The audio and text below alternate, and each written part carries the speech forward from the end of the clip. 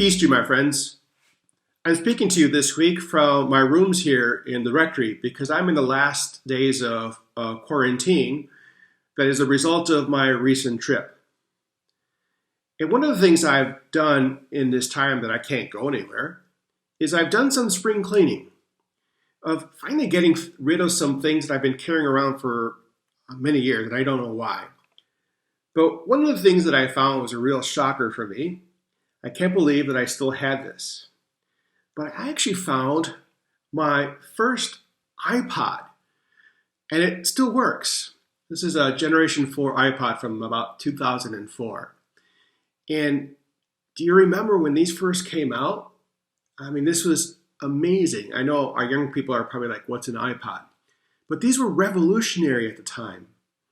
That you can hold your music library in this device and have it always with you. And I can remember ripping my CDs to be able to have them here on my iPod.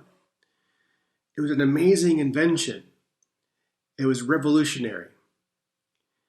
But think now, many years later, how far we've come. That we've gone from this to this. That this actually probably has like 20 times more space available than this ever did. And that this can do so much more than just play music. I mean, we can literally use these as computers. It's an amazing thing to think of how much things have changed. And it is the result of really Apple, and I know other technology companies do the same, that they are always challenging themselves to do more, to always think about what is the next thing? How can we make this better? That they never sit on their laurels, that they're always willing to challenge themselves to be better, to do more. In today's readings, we have the familiar story of the calling of our patron saint, St. Andrew, and his brother Peter, and James and his brother John. So we'll call them the brothers because they're two sets of brothers, and it's just easier than saying Andrew, Peter, James, and John. They're the brothers. And it's a familiar story to us, but there's a few things that I think is important to us that we should take notice of us. The first is that there's a sense of urgency to that call. Jesus uses pretty strong language here. He says, this is the time of fulfillment. This is the time of fulfillment. The kingdom of God is at hand.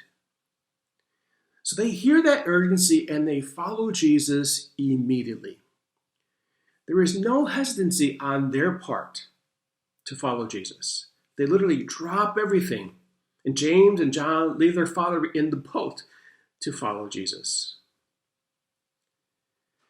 That's a huge contrast to the first reading, or at least the background story to today's first reading. It's the story of Jonah, who is given the task to go to the city of Nineveh to proclaim to the people a call to conversion. And the backstory to this that we don't get to hear today is that when God asked Jonah to do this task, Jonah resisted. He didn't want to do it. He actually even tried running away from God. And what happened was that he got swallowed up by a huge fish, and after 3 days was spit out onto the seashore. That story we know. And today's first reading picks up after that. And Jonah finally relents and goes to the city of Nineveh, thinking this is a waste of time. The Ninevites, they're terrible people. They're never going to turn around and change their ways. And much to his surprise, they answer the call immediately. They get the sense of urgency, and they respond accordingly.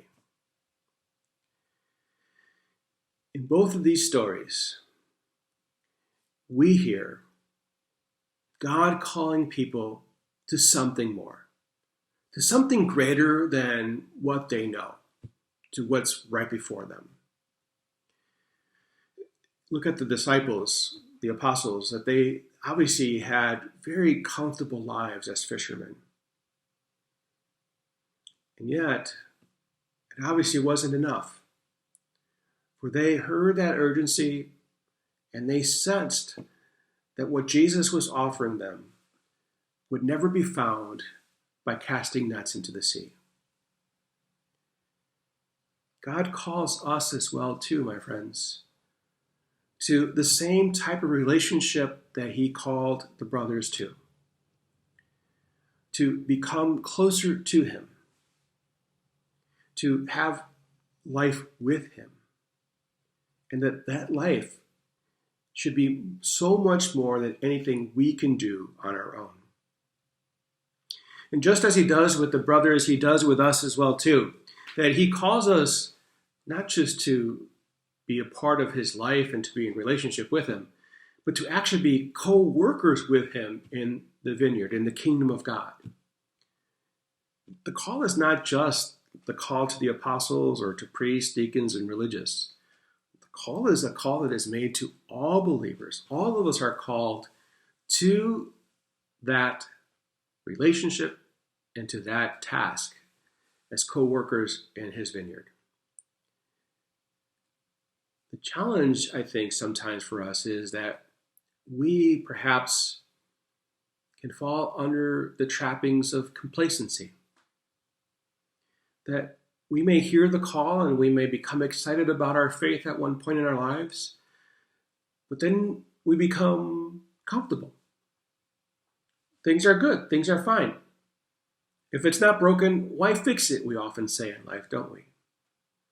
And yet we know that truly successful people, truly successful companies are the ones who are constantly challenging themselves, that they never are complacent, that they're always ready to change. What's next? What can we do better? Can you imagine what would have happened to Apple if they stopped reinventing themselves after the iPod?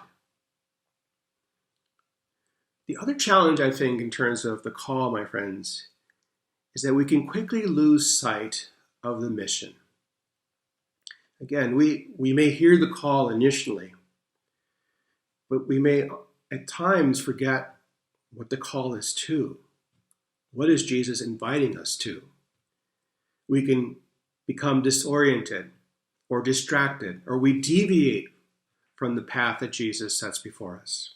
We pursue dead ends. Again, think of Apple here. In everything they do, it's not just about the hardware and the software. They also put a lot of attention to design.